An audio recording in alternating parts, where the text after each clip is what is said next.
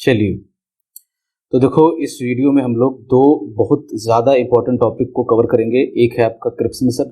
Cripps mission आता है, उसके बाद वो जब असफल हो जाएगा तो उसके विरोध में एक आंदोलन होता है, भारत छोड़ो आंदोलन। उसको हम लोग ये दोनों टॉपिक को कवर करेंगे। बहुत इंपॉर्टेंट है, बहुत सारे सवाल लगातार आते हैं, हर एग्जाम में आपका यहाँ से देखने को मिलेगा। तो पिछले वीडियो में हमने देखा था जो अगस्त प्रस्ताव और व्यक्तिगत सत्याग्रह वाला वीडियो था, उसमें मैंने आपको बताया था कि 1939 के सितंबर में द्वितीय विश्व युद्ध जो है वो शुरू हो जाता है और हिटलर जो है पोलैंड पे आक्रमण करता है। उसके बाद जो है वो ब्रिटेन भी उसमें इन्वॉल्व होता है, फिर ब्रिटेन के साथ कुछ देश आते हैं। इस तरह से दूसरा विश्व युद्ध शुरू हो जाता है। उसमें क्या होगा कि जब ब्रिटेन युद्ध में कूदता है तो चूंकि ब्रिटेन का ही शासन होता है भारत में, और भारत को भी एक पार्टी बना दिया जाता है बिना भारतीयों से सलाह मशविरा किए, भारतीयों से पूछे हुए। तो इसके कारण जो यहाँ पे कांग्रेस होती है और भी जो भारतीय दल होते हैं वो नाराज हो जाते हैं थोड़े से, कांग्रेस खास करके।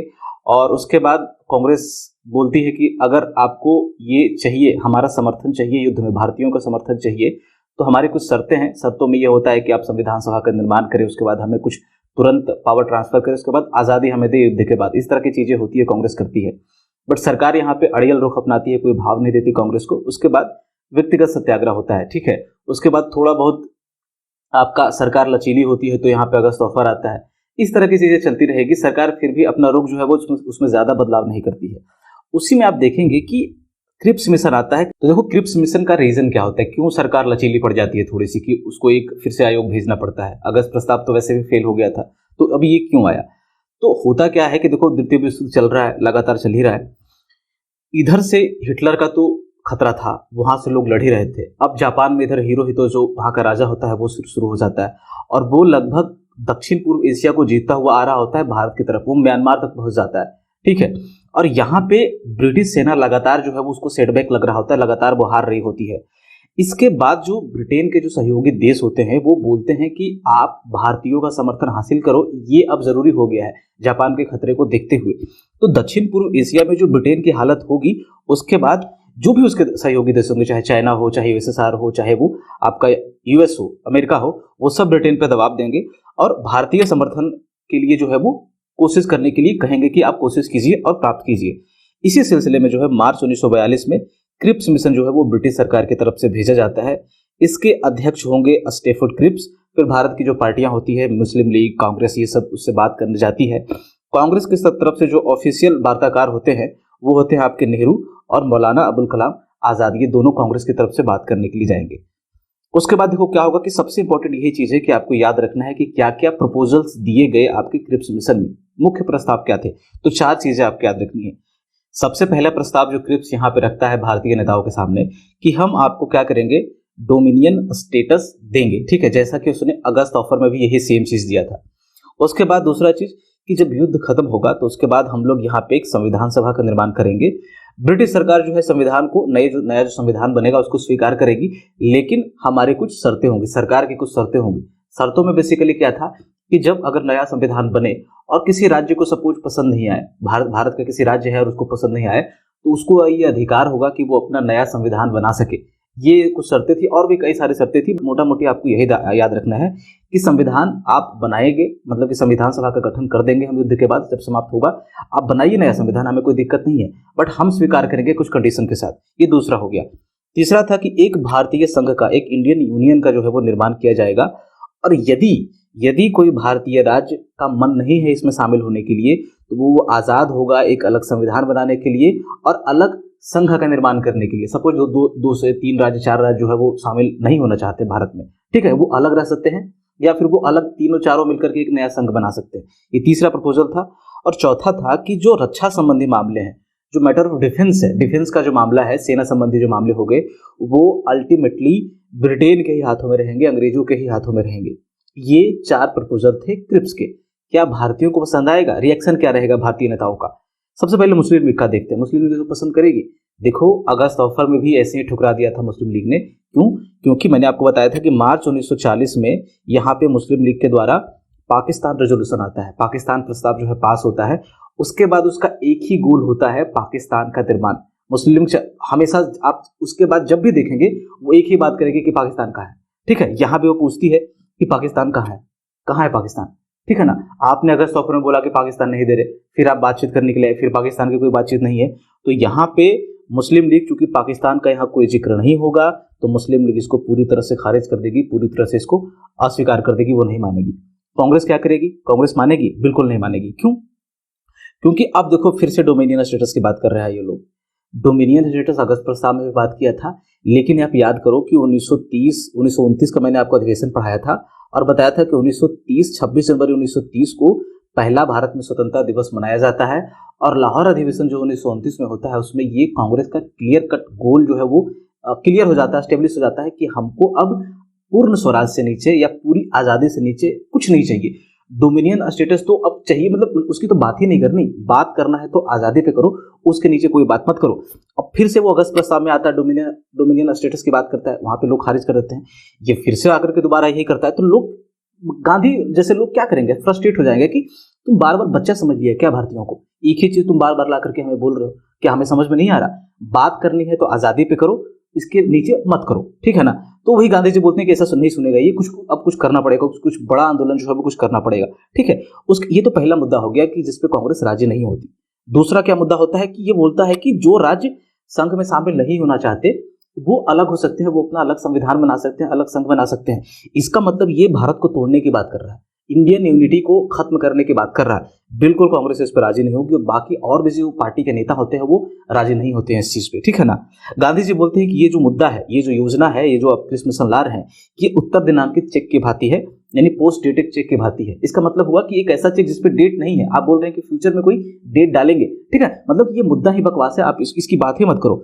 इस तरह से क्रिप्स मिशन जो है वो मुस्लिम लीग भी खारिज कर देती है, कांग्रेस भी खारिज कर देती है, और ये असफल होता है। और भी हिंदू महासभा, ये सब जो लोग होते हैं वो इस मामले पे खास करके कि आप राज्यों को जो अलग होने का अधिकार दे रहे हो वो सही नहीं है, ठीक है। तो उसके बाद कांग्रेस को समझ में आ जाएगा कि अब भैंस के आगे बीन बजाने से कोई फायदा नहीं है, क्योंकि देखो कांग्रेस थोड़ा सा यहाँ पे सोच समझ के चल रही थी कि अब युद्ध का कंडीशन है, सरकार को ज्यादा पोक नहीं करते हैं, क्योंकि अब जो ब्रिटेन वाला है वो फिर भी चलो काफी सालों से है, कुछ 100 सालों से है यहाँ पे, लेकिन जो नया अगर जापान हम पे अधिकार कर लेता है तो हम, मतलब कि वो कोई संत नहीं है ना, वो और खतरनाक होगा, ब्रिटेन से भी खराब शासन यहाँ देगा हम लोगों को, तो वो अच्छा नहीं है हमारे लिए। इसीलिए कांग्रेस बहुत बड़ा आंदोलन यहाँ पे नहीं करना चाह रही थी, लेकिन जब सरकार का रुख देखती है, अड़ियल रवैया कि ये लोग कुछ नहीं मानेंगे, और प्लस उधर से लगातार वो खतरा जापानीज इन्वेजन का आ रहा होता है, अभी आपको डिस्कस करूंगा मैं, ठीक है ना। तो यहाँ पे ये लोग डिसाइड करते हैं कि अब कुछ बड़ा जो है वो करना पड़ेगा, इनको सबक सिखाना पड़ेगा, वरना ये लोग लगातार ऐसे ही हम लोग को वो झांसा देंगे कि हम लोग कोई सुधार ला रहे हैं, कोई आयोग ला रहे हैं, और फिर आकर के बोलेगा कि डोमिनियन स्टेटस आपको देते हैं। तो ठीक है, तो ऐसी चीजें जो है इसको खत्म करने के लिए अब जो है वो भारत छोड़ो आंदोलन कांग्रेस के द्वारा लॉन्च किया जाएगा, और फाइनली ये आंदोलन जो है वो ब्रिटिश सरकार की जड़ें हिलाकर रख देगा भारत में, ठीक है ना। तो देखिए कि सबसे पहले देखना है कि भारत छोड़ो आंदोलन के और रीजन क्या थे। एक तो क्रिप्स मिशन असफल हुआ, ये बात हमने भी देखा, ठीक है ना। उसके बाद यहाँ पे भारतीय नाराज होते हैं, वो अलग चीज है। दूसरा है कि युद्ध जब होता है, कोई भी विश्व युद्ध या फिर कोई भी युद्ध होता है किसी कंट्री में, तो सबसे ज्यादा जो मार पड़ती है वो पड़ती है महंगाई की। यहाँ पे भी जैसे 1919 में मैंने आपको बताया था कि 1919 के बाद जो असहयोग का बैकग्राउंड था, असहयोग आंदोलन का, उसमें भी यही चीजें थी कि जो पहला विश्व युद्ध हुआ उसके बाद लोगों की कमर टूट गई थी महंगाई के कारण।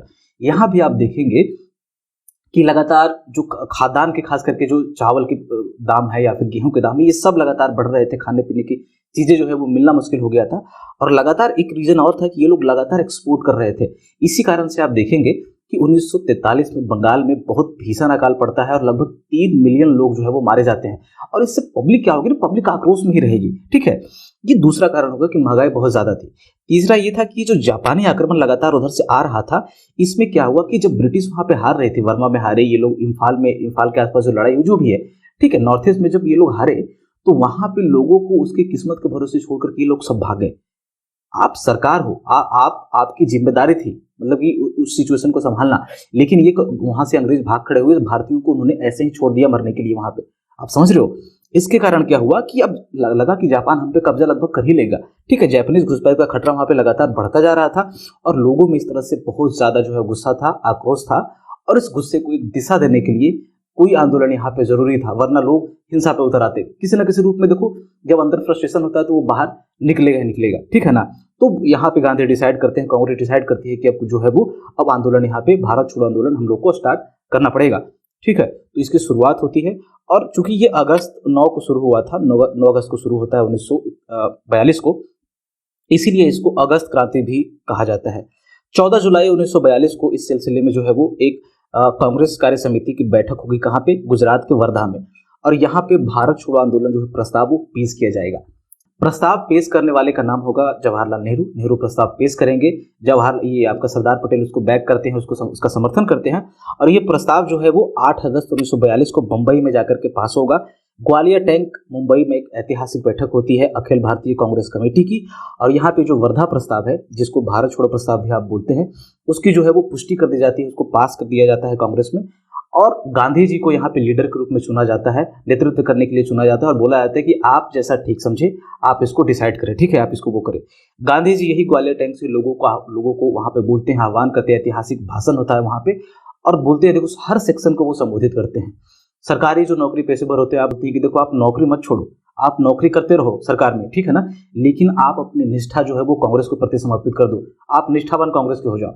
सेना को वो लोग बोलते हैं कि जितने भी लोग सेना में हैं हमारे भाई बंधु, वो सब सेना में बने रहे, लेकिन अब जब जरूरत पड़े तो आप भारतीयों पे गोली चलाने से इनकार कर दें, ठीक है। उसी तरह से विद्यार्थियों के लिए कहा जाता है कि आप स्कूल अगर छोड़ना है तो पूरी तरह से आप पहले सोच लें, उसके बाद आप छोड़ें। क्योंकि यहाँ पे गांधी जो है वो करो या मरो का नारा देते हैं कि जब तक हम पूर्ण आजादी प्राप्त नहीं कर लेंगे तब तक हम चुप नहीं बैठेंगे, या फिर इसकी कोशिश में हम लोग मारे जाएंगे, वो बेहतर है, ठीक है ना। अच्छा, एक चीज मैं आपसे पूछता हूँ, थोड़ा सा ट्रिकी क्वेश्चन है कि करो या मरो का नारा गांधी जी ने दिया था, लेकिन बनाया किसी और ने था। तो आपको ये बताना है, कमेंट में आप बताइए कि ये किसके द्वारा कॉइन किया गया था, करो या मरो, पहली बार किसके द्वारा ये दिया गया था, ठीक है। मैं हिंट के लिए दे देता हूँ, लास्ट में उनका नाम अली है, मुस्लिम है, ठीक है। आप इसे कमेंट करके बताइए, फिर मैं आपको बता दूंगा, पिन कर दूंगा कमेंट में। तो इस तरह से यहाँ पे करो या मरो का नारा दिया जाता है और फुल्ली डिसाइड कर लिया जाता है कि अब जो एकमात्र लक्ष्य हमारा अंग्रेजों को यहाँ से भगाना है। तो 9 अगस्त, देखो 8 अगस्त को यहाँ पे ग्वालियर टैंक में बैठक होगी मुंबई में, और भारत छोड़ो आंदोलन की वहां से मतलब की घोषणा कर दी जाएगी और डिसाइड कर दिया जाएगा कि 9 अगस्त जो अगला दिन है, हम लोग उस दिन को जो है भारत छोड़ो आंदोलन जो लॉन्च करेंगे, आरंभ करेंगे, ठीक है ना। और पूरी तरह से आजादी की प्राप्ति का लक्ष्य होता है। लेकिन होता क्या है कि जैसे ही 9 अगस्त की रात्रि, मध्य रात्रि में, मतलब कि 9 अगस्त शुरू होता है 00, आप जब रेलवे वाली घड़ी देखेंगे तो रात के 12 बजे ये समय आता है 00, ठीक है, जिसमें 24 घंटे वाली घड़ी होती है। तो 9 अगस्त को जैसे ही आंदोलन आरंभ होता है, लगभग 1-2 मिनट भी ढंग से नहीं होंगे, रात को 12 बजे ऑपरेशन 0 आवर चलता है। 0 आवर क्यों बोलते हैं? क्योंकि उस समय घड़ी में 00 दिखाता है, ठीक है। आप रेलवे की घड़ी देखेंगे तो 24 घंटे वाली घड़ी। और जितने भी कांग्रेस के इंपॉर्टेंट लीडर होते हैं, हर किसी को, हर जगह पे, पूरे भारत में ये जो है वो गिरफ्तारी होगी और सब जगह से जो है वो कांग्रेस के इंपॉर्टेंट नेताओं को गिरफ्तार कर लिया जाएगा। और पूरी तरह से यहाँ पे कोई भी नेता जो है वो नेतृत्व करने के लिए आंदोलन का नहीं होगा बाहर, ठीक है ना, कोई भी दिशा निर्देश वाला नहीं बचेगा। तो क्या इंपॉर्टेंट यहाँ पे सवाल ये उठता है कि क्या ये आंदोलन जो है वो खत्म हो जाएगा, क्या बंद हो जाएगा? बिल्कुल नहीं। यहाँ पे बिना नेतृत्व का लोग आंदोलन शुरू करते हैं और ये आंदोलन बिल्कुल स्पॉन्टेनियस होता है, बिल्कुल स्वतः स्फूर्त होता है। कहाँ पे क्या होगा अब किसी को पता नहीं है। तो आंदोलन के स्वरूप में देखिए कि लोग करते क्या है, बिल्कुल सड़क पे उतर आते हैं। वो जितने भी सरकारी संस्थान होंगे, प्रतिष्ठान होंगे, उस पर हमला किया जाएगा, पुल होंगे उसको उड़ा दिया जाएगा, बॉम्ब लगा करके, जो भी है, टेलीग्राफ लाइनों को काट दिया जाएगा, रेलवे ट्रैक को उखाड़ दिया जाएगा। पूरी तरह से पब्लिक जो है अब वो बिल्कुल ये ठान लेगी कि आप सरकार चला करके दिखाओ कैसे चलाते हो बिना भारतीयों की मर्जी के, ठीक है ना। बिल्कुल एकदम मुश्किल कर देगी सरकार को सरकार चलाना। और एक तो उधर से युद्ध तो लड़ ही रही होती है अंग्रेजी सरकार। विद्यार्थी जितने होंगे वो स्कूल कॉलेजों का वहाँ पे बहिष्कार करते हैं और बड़े पैमाने पे लोगों की यहाँ पे सहभागिता होती है। किसानों का, किसान तो इसकी रीढ़ माने जाते हैं। किसान और विद्यार्थी जो है वो भारत छोड़ो आंदोलन की रीढ़ थे। विद्यार्थी हो गए, महिलाएं यहाँ पे बहुत ज्यादा इंपॉर्टेंट थी, श्रमिक यहाँ पे देखेंगे आपके जितने भी जो उस समय इंडस्ट्रियल जगह होती है, औद्योगिक कल कारखाने जिन शहरों में होते हैं, जैसे बॉम्बे हो गया आपका, अहमदाबाद हो गया, जमशेदपुर हो गया, यहाँ पे मजदूरों के द्वारा लगातार हड़ताल की जाती है। सरकारी सेवक ये सब सपोर्ट करते हैं इस तरह की चीजें। जैसे जो पुलिस में होते थे वो नेताओं को जो है सीक्रेट इन्फॉर्मेशन पास करते हैं। इस तरह की चीजें जो है वो बहुत बड़े पैमाने पर होती है। उसके बाद अंडरग्राउंड एक्टिविटीज होती है। देखो कुछ जो उस समय की जो नेता थे जो बिल्कुल लो प्रोफाइल थे, जिनका नाम उस तरह से कांग्रेस में नहीं था, कांग्रेस में उनको गिरफ्तार नहीं, मतलब कुछ लोग तो गिरफ्तार थे बट वो एक तरह से छूट जाते हैं, सरकार उस पर ज्यादा ध्यान नहीं पाती। और यही लोग बाद में जो है वो भूमिगत गतिविधियों के माध्यम से ये लोग छुप करके कहीं पे, जैसे आप जयप्रकाश नारायण देखोगे बिहार में, ये आजाद दस्ता जो है गठित करते नेपाल में जाकर के, ठीक है, भारत से भाग करके वहां पे ये छापामार युद्ध की ट्रेनिंग देते हैं। बीपीएससी के लिए बहुत इंपॉर्टेंट है। इसी तरीके से बीजू पटनायक, अरुण आसफ अली, ये सब जो नेता होंगे ना, वो उसी समय भारत छोड़ो आंदोलन के दौरान ही फेमस होते हैं, क्योंकि यही लोग जो होते हैं थोड़ा बहुत लोगों को जो है वो गाइड कर रहे होते हैं। और देखिए कौन कौन से भूमिगत गतिविधियों में शामिल थे। भूमिगत गतिविधियां मतलब अंडरग्राउंड एक्टिविटी का मतलब है कि ये लोग छुपे हुए थे कहीं पे, ठीक है ना, जहां पे लोग इसको, सरकार इसको ढूंढ नहीं पा रही थी, गिरफ्तार नहीं कर पा रही थी। तो अरुण आसफ अली हो गई, सुचेता कृपलानी, आरपी गोयनका, अच्युत प्रवर्धन, छोटू भाई पौराणिक, ये सब नेता होते हैं। यहाँ पे भूमिगत कांग्रेस रेडियो का संचालन किया जाता है। बहुत इंपॉर्टेंट क्वेश्चन है, कई बार, दर्जनों बार ये एग्जाम में पूछा गया है। नाम अगर आपसे पूछे कि किसके द्वारा जो है वो भूमिगत कांग्रेस रेडियो का संचालन किया जा रहा था, तो उषा मेहता का नाम आता है, उसके बाद राम मनोहर लोहिया। ये लोग क्या कर रहे थे बेसिकली कि कहीं पे एक दूर दराज, कहीं पे गांव में बैठ करके छुप करके एक फ्रीक्वेंसी ट्रांसमीटर लगा करके, एक फ्रीक्वेंसी सेट करके वहां से ये लोग जो आंदोलनकारी थे उसको गाइड कर रहे थे, उसका मनोबल बढ़ाने के लिए लगातार ये लोग रेडियो पे भाषण अपना दे रहे थे, ठीक है ना। ये सब चीजें होती रहती है। सबसे जो व्यापक रूप से ये आंदोलन फैलता है, बहुत जो सबसे प्रमुख जो क्षेत्र होता है आंदोलन का, वो आप देखेंगे यूपी बिहार में तो कहर ढा देते हैं लोग, ठीक है। क्योंकि बिहार में देखोगे आप कि 9 अगस्त को जब आंदोलन शुरू होगा तो 11 अगस्त को बिहार में एक घटना हो जाती है जिसको हम लोग सचिवालय गोलीकांड के नाम से जानते हैं, जिसमें 7 छात्र, मतलब कि छात्रों पे अंधाधुंध गोलियां चलाई जाती है और 7 छात्र जो है वो शहीद होते हैं। तो यूपी बिहार में बहुत बुरा, मतलब बहुत तगड़ा हिंसा होगा आंदोलन के दौरान, ठीक है ना। महाराष्ट्र में होता है, कर्नाटक में होता है, तमिलनाडु में होता है, ये सारी चीजें जो है चलती रहेगी। तो ये पहला आंदोलन होगा जिसको गांधी जी ने शुरू किया था। लेकिन यहाँ पे कोई अहिंसक आंदोलन ये नहीं है, बहुत बड़े पैमाने पे हिंसा होती है, सरकार की तरफ से यहाँ पे हिंसा होती है, लोगों की तरफ से हिंसा होती है, दोनों तरफ से, और हजारों लोग यहाँ पे जो है वो मारे जाते हैं। देखो यहाँ पे लेकिन हिंसा तो होती है, बट कोई सांप्रदायिक हिंसा नहीं होती, कोई कम्युनल राइट नहीं होता है कि हिंदू मुस्लिम कहीं पे टकरा गए या फिर कोई 2 धर्म के लोग टकरा गए, ऐसा नहीं होता है। हिंसा यहाँ पे सरकार के दमन के खिलाफ हो रही होती है। आंदोलन को जो है वो कुछ लोग समर्थन नहीं देते, कुछ पार्टी जो है वो समर्थन नहीं देते, आपको इसका नाम याद रखना है। मुस्लिम लीग समर्थन नहीं देती, क्यों? क्योंकि देखो मुस्लिम लीग नहीं चाहती थी कि जब तक पाकिस्तान पे कुछ फैसला नहीं हो जाए तब तक जो है वो अंग्रेज यहाँ से छोड़ के जाए। उनको लग रहा था कि कांग्रेस के हाथ में अगर आ जाएगा मतलब शासन, तो ये लोग कोई पाकिस्तान वगैरह नहीं बनाने जा रहे हैं, ठीक है। भारतीय कम्युनिस्ट पार्टी क्यों नहीं सपोर्ट करती? क्योंकि उस समय जो सोवियत संघ होता है, जो रसिया, मतलब रसिया तो अब हो गया, उस समय जो यूएसएसआर होता है, सोवियत संघ, वो ब्रिटेन के पक्ष में होता है, ठीक है ना। तो इस तरह से ये लोग सपोर्ट नहीं करते। हिंदू महासभा भी इसको सपोर्ट नहीं करती।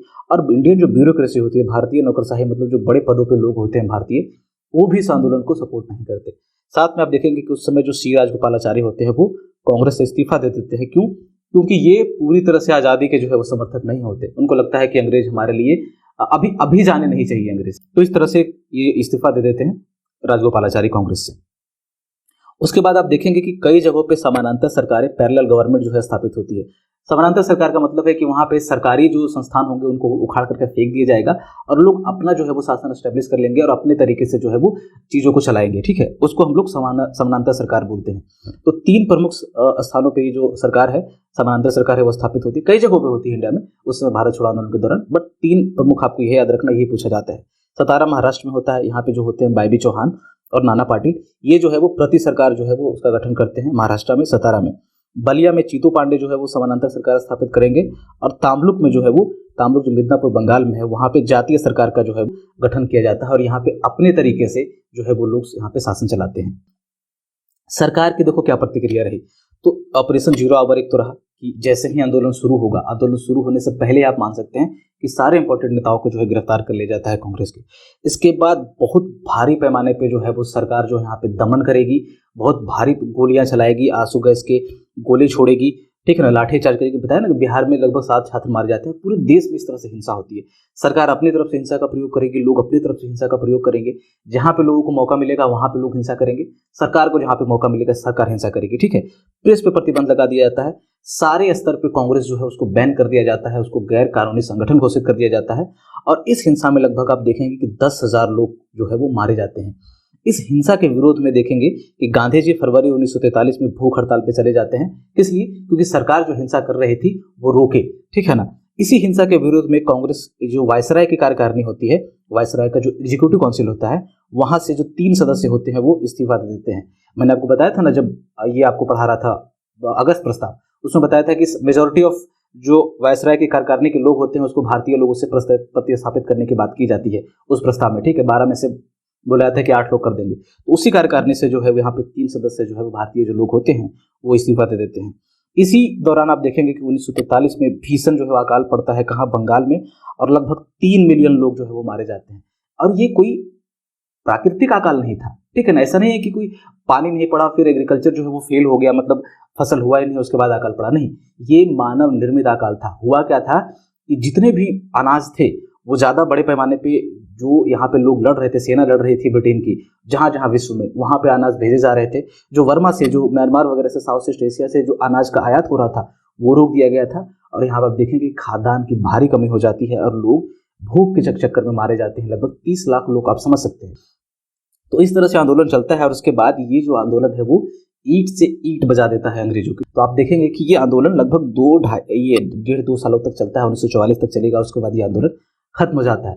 तो इस तरह से सरकार को जो है वो समझ में आ जाएगा कि अब बिना भारतीयों की मर्जी के भारतीयों पे शासन करना लगभग नामुमकिन है। तो यहाँ के बाद जो है वो सरकार थोड़ा सा अब सोचना शुरू करेगी आज़ादी की तरफ, और उसी सिलसिले में आप देखेंगे कि बाइबल प्लान आता है, उसके बाद कैबिनेट मिशन आता है, और फाइनली जो है वो माउंटबेटन प्लान आएगा, जिसके बाद भारत और पाकिस्तान दो आज़ाद घोषित कर दिए जाएंगे, दो मतलब कि देश, और भारत को फाइनली जो है वो आज़ादी मिल जाएगी। ये तीनों चीज़ें, बाइबल प्लान, कैबिनेट मिशन और जो आपका लॉर्ड माउंटबेटन का प्लान होता है, वो हम लोग अगले वीडियो में कवर करेंगे। तो ये था आज का टॉपिक। आई होप आपको अच्छा लगा होगा। तो इस वीडियो को देखने के लिए आपका बहुत बहुत शुक्रिया। धन्यवाद।